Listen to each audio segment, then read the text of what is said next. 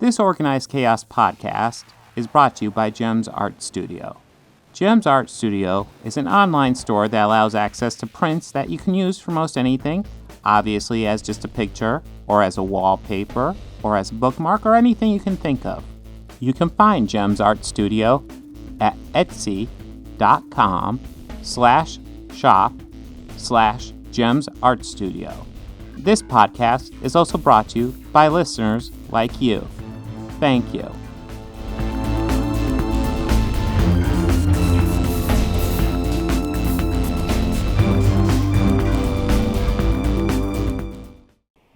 So, without any further ado, I'm going to throw it over to Bob, and he's going to talk to you about The Green Knight. Yes. I had an interesting history with this movie, because I remember a long time ago, I believe it was a Christmas visit, we used to travel by car from Avon Lake to Florida.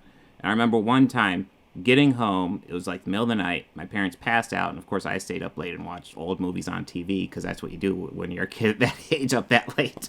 Yeah. And I had this vision of my head of like this type of story from this movie, except it was Sean Connery painted green as the Green Knight. I had this clear vision in my head. And of course I bring this up to my daughter after we come out of the movie theater, and she Googles it, and this is an absolute thing that totally existed. It looked, did I grab a picture of it? It looked so cheesy. Here we go.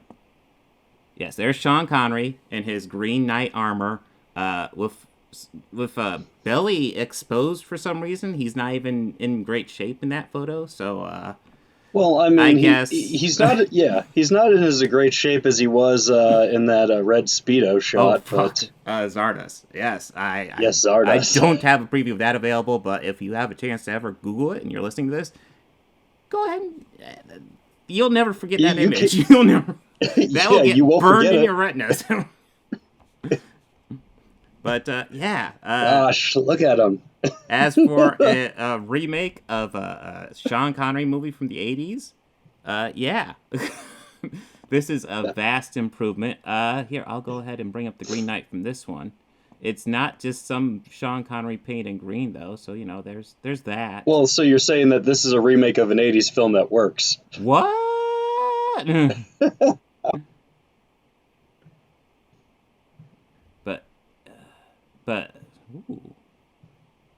But yes, the Green Knight here, he's actually kind of a tree, and essentially things grow around him, which is much cooler than Sean Connery painted in green with leaf armor. I know, it's crazy, right? But yeah. How much do you know about this story? I'm gonna assume it's like Arthurian, probably deals with like, you know, Knights of the Round Table. It's one knight in particular, but yeah, I mean Arthur's there. He has kind of a prominent role, especially at the beginning. Essentially, it starts with you have a meeting of the Round Table. They're all at dinner for Christmas, I believe. 99% sure it's Christmas, and you have all the knights, and Arthur and Guinevere are there. Merlin's there, and then the Green Knight walks in. He says, "I have a challenge for you guys. I challenge one of your bravest knights to one-on-one combat, and you know, essentially, if I survive this, whatever your knight does to me next year, he has to come visit me, and I'll do the same to him." You know, and that's just kind of the challenge. Okay. So Gawain, who's just a young guy played by Dev Patel. I'm sure I'm slaughtering it. It looks like Dev Patel. But he takes up this challenge, and as soon as he enters, Arthur hands him a sword. The name of Arthur and Merlin and Guinevere, they're never said. They're just king and queen here, but it's an Arthurian story, so I was kind of just filling in names. It's obvious. But yeah, Arthur hands him a sword, and of course I'm going to assume that's Excalibur, not established. So Gawain enters the battle against the Green Knight. The Green Knight almost instantly puts down his axe, kneels, and exposes his neck to Gawain. And of course, being the person I am, my thought is, okay, just go up there, tap him on the shoulder, say I win, yay. But of course, it's a moral tale. So Gawain goes, okay, takes his sword, cuts off the Green Knight's head. And then the Green Knight stands up, picks up his head, says, "See you next year," and walks out. Does he ask him if does he say it's just a flesh wound? That'd be great.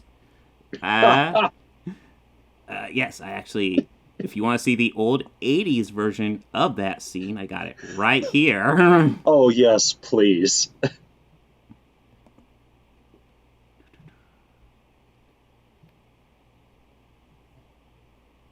There it is.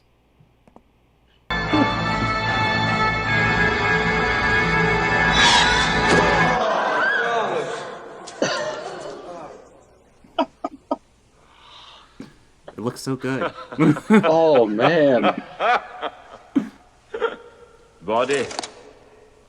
So the Green Knight fought Adam here. Me. Yes, that is, it looks so bad. Believe it or not, in the new movie, it looks so much better. In fact, I would argue the visuals are by far the greatest strength of this new version. It is beautiful to look at. It's not green. It's not. I guess it's not as beautiful as Sean Connery in green makeup, exposing his little pudgy, not fat, but a little pudgy midsection. Not quite as beautiful as that, but it's up there.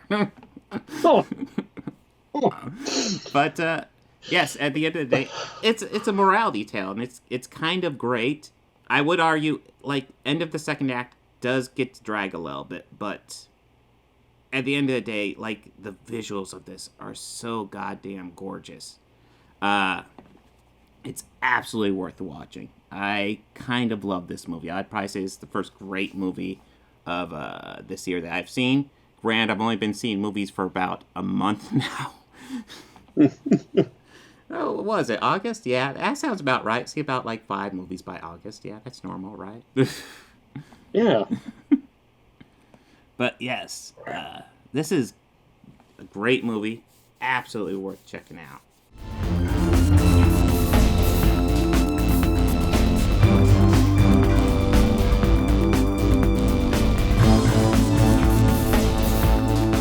I want to go ahead and add some audio credits at the end here. The theme music you're hearing at the beginning and end of this podcast was written and performed by George Johnston, a very good friend of mine. And my current Patreons are Fel Martins, David Lara, and Lindsay Pankhurst. If you'd like to become a patron, go ahead and follow the link down below. Anything you can provide would be incredibly helpful to this channel. We're barely limping by right now. I'd love to make this my full-time job, but I'm miles away from that right now. So any help you could provide, just $1 a month would be amazing. You know you want to. All your friends are doing it.